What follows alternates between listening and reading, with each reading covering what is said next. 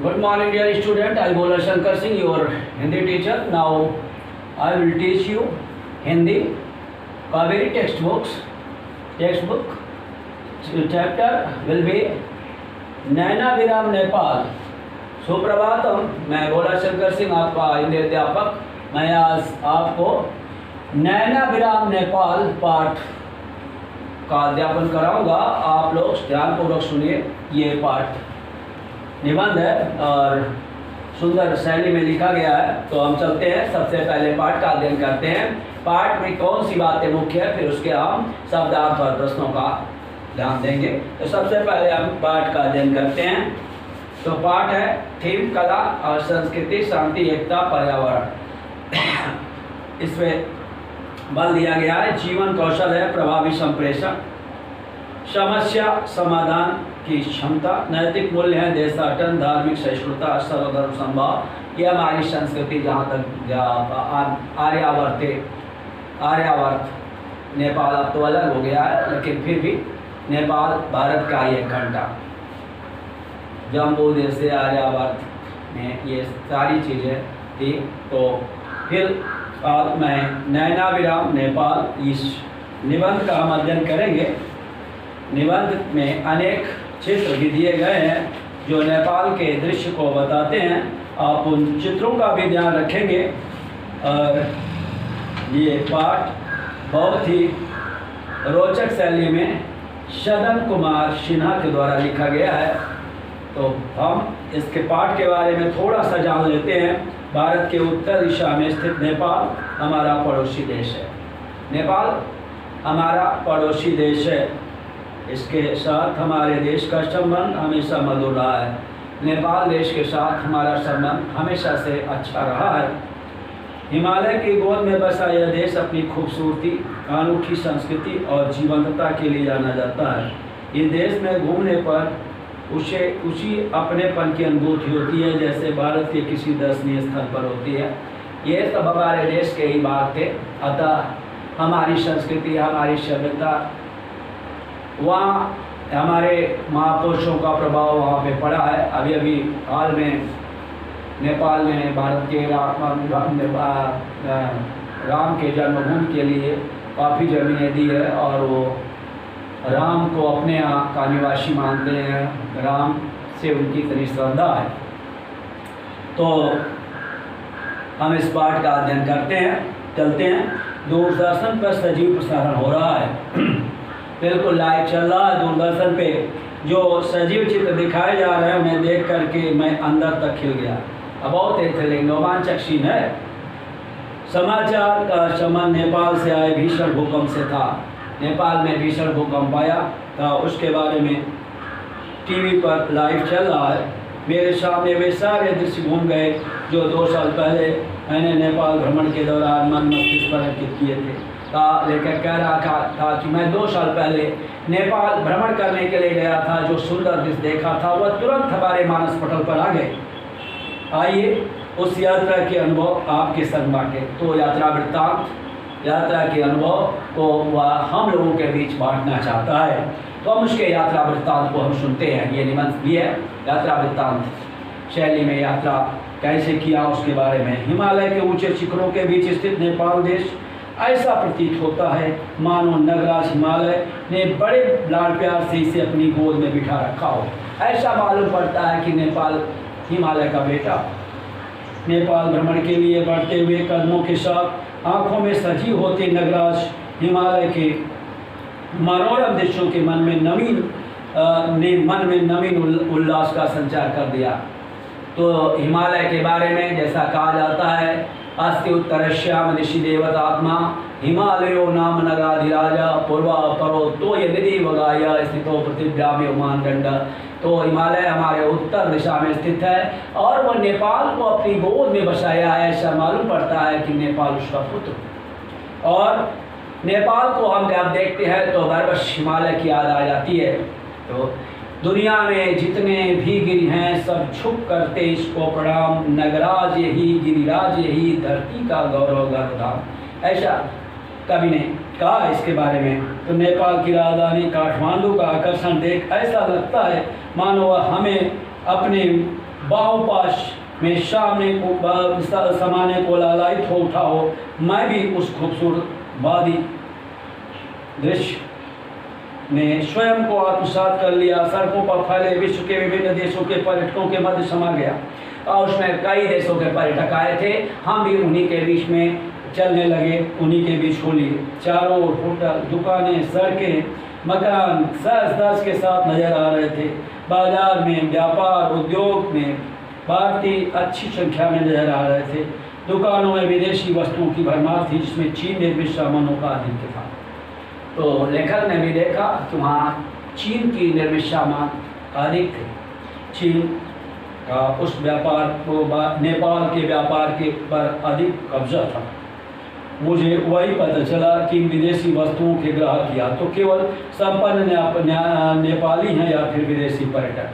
का इन विदेशी वस्तुओं को के क्रेता कौन है? या तो संपन्न नेपाली हैं या तो जो पर्यटक आते हैं बाहर से भी। आज भी नेपाल हर भारतीय के विदेश भ्रमण के सपने को साकार करता हुआ अपनी संस्कृति और प्राकृतिक सौंदर्य से लुभाता रहता है। आज भी नेपाल में वो प्राकृतिक सुषमा है, प्राकृतिक सौंदर्य है, जिससे कि सैलानी आकर्षित होते हैं। भारत से नेपाल जाने के लिए किसी प्रकार का प्रतिबंध न होने के कारण भारतीय पर्यटक या व्यवसायी नेपाल आते जाते रहते हैं। कोई सीमा पर प्रतिबंध नहीं है, आने जाने में कोई प्रतिबंध नहीं है। वर्तमान समय में कड़वाहट जरूर हो गई है, लेकिन कोई वीज़ा इत्यादि जो होता है पास नहीं होता है। बाजार से निकलकर नेपाल के सचिवालय की ओर पहुंचा। पूर्व में यह राजमहल था, किंतु इन दिनों नेपाल देश का सचिवालय बना दिया गया। तो इसके अंदर 1500 कक्ष बने हैं। तो उसके अंदर जो है कितने कक्ष बने हुए हैं सचिवालय के अंतर्गत?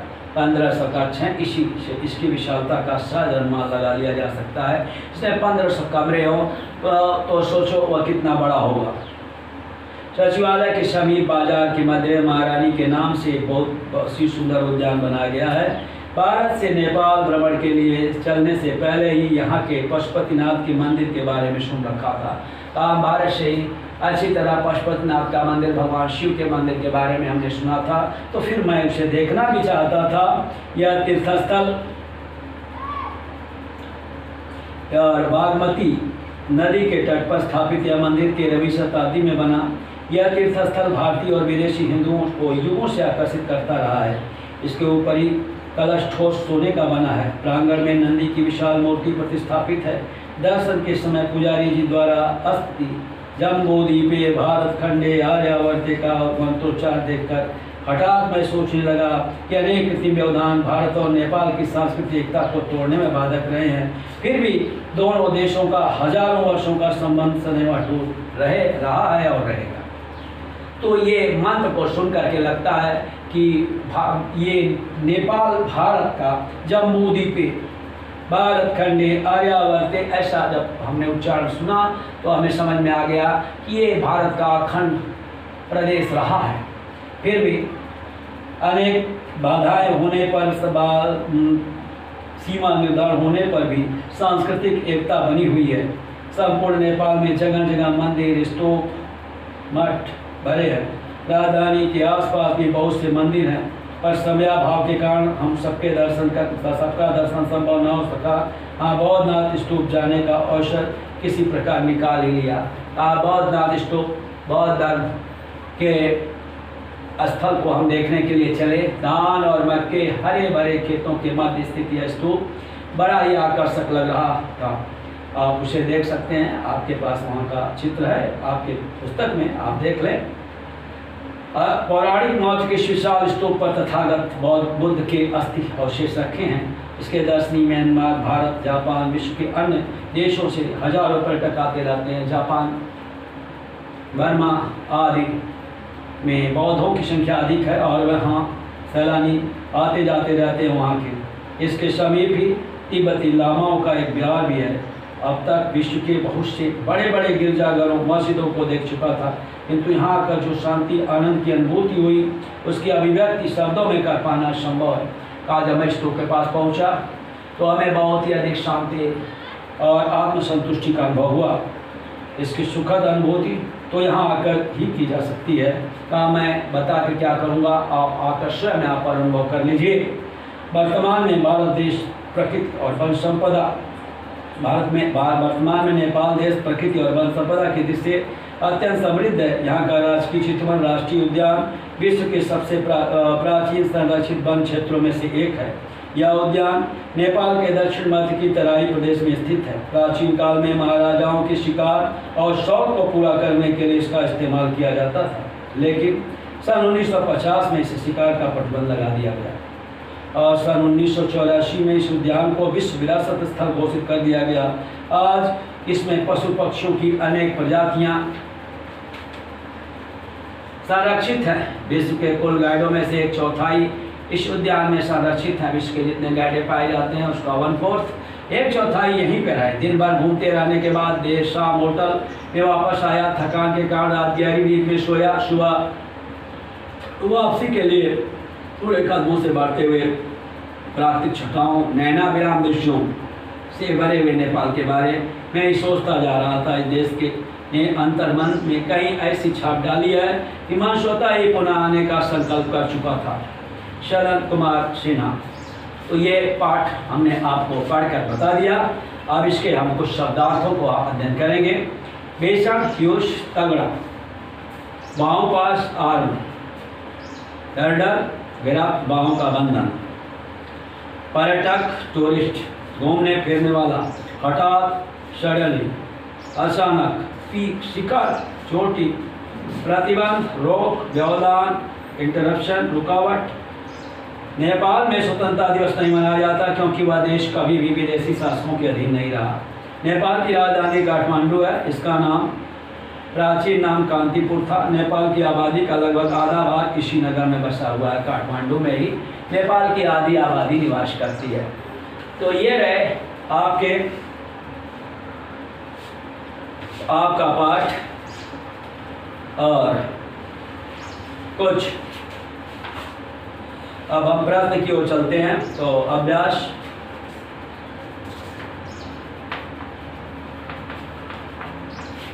पहला है स्रोत लेख। स्रोत लेख है, स्रोत लेख सुनकर लिखने का काम किया जाता है। तो हम आपको बोलते हैं, आप टिक करते हैं, आप लिख लेंगे। नैना विराम, प्रसारण, लालायित, ग्राहक, अधिक, संपन्न, व्यवसायी, प्रतिष्ठापित। तो ये रहे सूत्र। अब मौखिक प्रश्नों की ओर चलते हैं।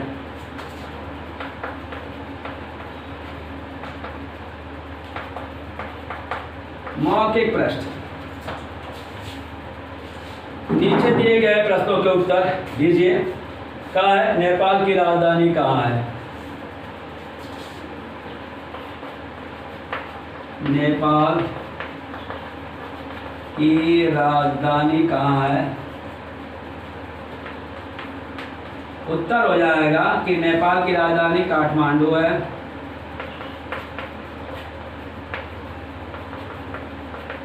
नेपाल की राजधानी काठमांडू।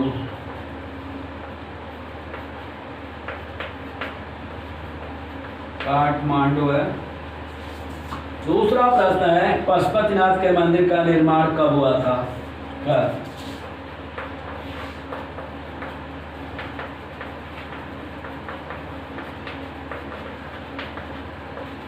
पशुपतिनाथ के मंदिर का निर्माण कब हुआ था? उत्तर हो जाएगा कि पशुपतिनाथ के मंदिर का निर्माण 13वीं शताब्दी में हुआ था।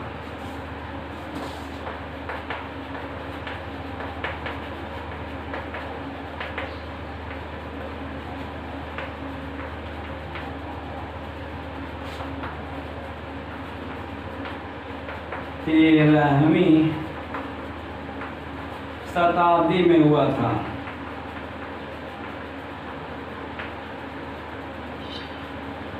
तो ये दो प्रश्न है। पहला था नेपाल की राजधानी कहाँ है, तो उत्तर हो जाएगा नेपाल की राजधानी काठमांडू है। पशुपति नाथ के मंदिर का निर्माण कब हुआ? तो 13वीं शताब्दी में हुआ पशुपतिनाथ मंदिर का निर्माण। अब ग प्रश्न की ओर चलते हैं। तो ग पशुपतिनाथ मंदिर का ऊपरी कलश किस धातु का बना है? तो शुद्ध ठोस सोने का बना है। पशुपतिनाथ के मंदिर का ऊपरी कलश किस धातु का बना है?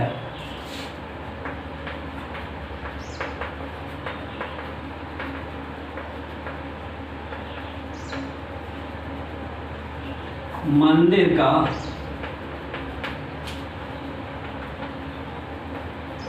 ऊपरी कलश किस धातु का बना है?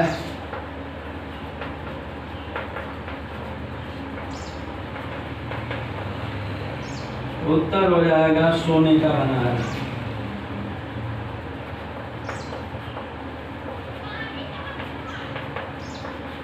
पूरा उत्तर लिखेंगे तो पशुपतिनाथ के मंदिर का ऊपरी कलश सोने का बना है। महारानी के नाम पर उद्यान कहाँ बनाया गया है?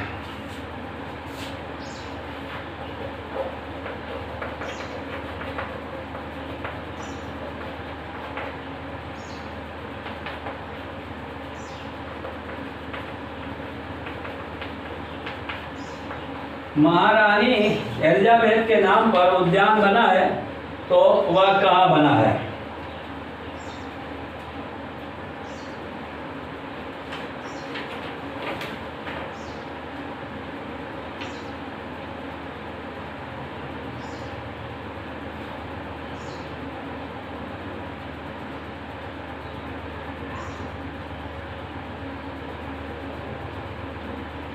नेपाल के दक्षिण मध्य के तराई प्रदेश में है।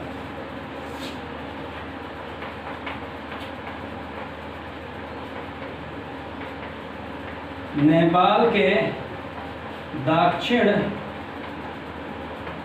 मध्य के तराई प्रदेश में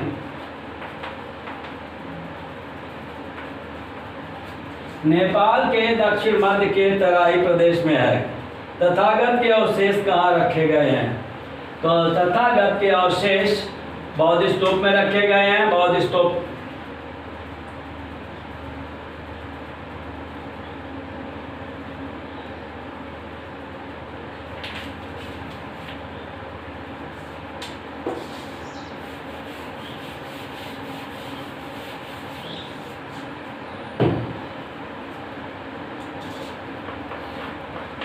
अगला प्रश्न है, तथागत के अवशेष कहाँ रखे गए हैं? उत्तर हो जाएगा कि तथागत के अवशेष बौद्ध स्तूप में रखे गए हैं। बौद्धनाथ स्तूप में रखे गए हैं।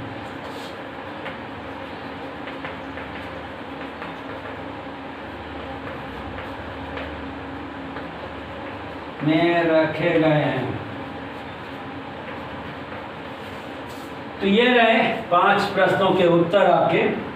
और तीसरा प्रश्न है, सही उत्तर पर सही का चिन्ह लगाइए। दूरदर्शन पर सजीव प्रसारण का संबंध था। नेपाल में आए भूकंप से। नेपाल में आए भूकंप से। तो पहला का उत्तर है नेपाल में आए भूकंप से।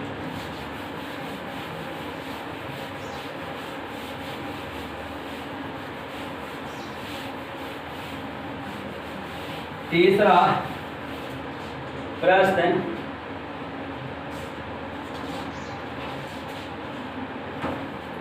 है जो बहुविकल्पी है, सही उत्तर पे सही का चिन्ह। का उत्तर है नेपाल में आए भूकंप से। द का द सही है, नेपाल में आए भूकंप से। का द सही है। और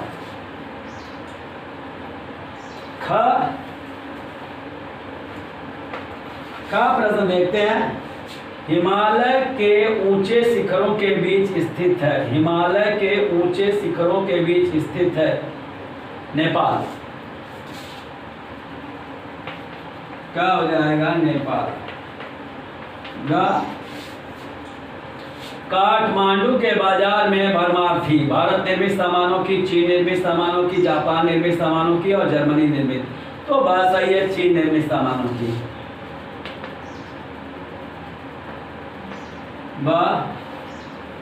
चीन निर्मित सामानों की।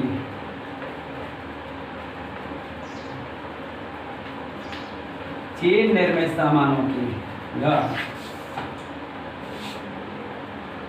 राजकीय चितवन उद्यान इस वर्ष से शिकार पर प्रतिबंध लगा दिया गया 1950 से।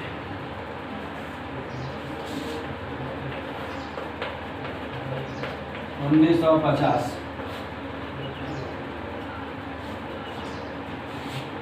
राजकीय चितवन उद्यान को विश्व विरासत में घोषित किया गया 1984 में।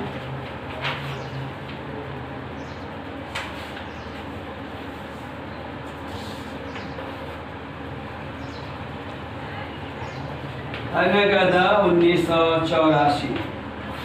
तो ये रहे तीसरे प्रश्न का उत्तर। पहला है, तो हिमालय के ऊंचे शिखरों के बीच स्थित देश है नेपाल। काठमांडू के बाजार में पहला है, दूरदर्शन पर सचिव प्रसारण का संबंध था नेपाल में आए भूकंप से। हिमालय के ऊंचे शिखरों के बीच स्थित देश है नेपाल। काठमांडू के बाजार में भरमार थी चीन निर्मित सामानों की। राजकीय चितवन उद्यान में इस वर्ष से शिकार पर प्रतिबंध लगा दिया गया 1950 से। औरंगा राजकीय चितवन उद्यान को विश्व विरासत स्थल घोषित किया गया 1984 में। तो चौथा प्रश्न है लिखित।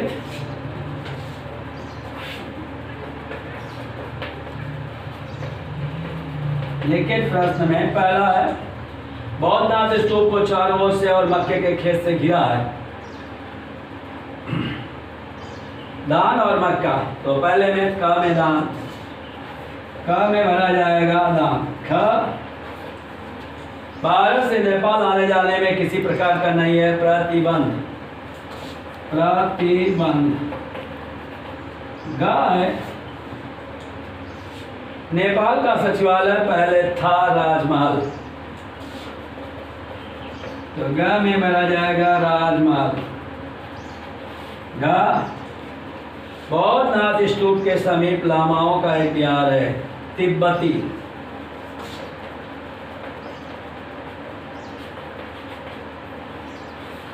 अंगा है, पशुपतिनाथ का मंदिर नदी के तट पे है। तो बागमती। बागमती। इस प्रकार ये 4 प्रश्न हुए। तो आज का पाठ बस यहीं पे समाप्त होता है। आप इन प्रश्नों का उत्तर अपनी उत्तर पुस्तिका पर लिखेंगे, पाठ को अच्छी तरह पढ़ेंगे और विशेष ध्यान देंगे।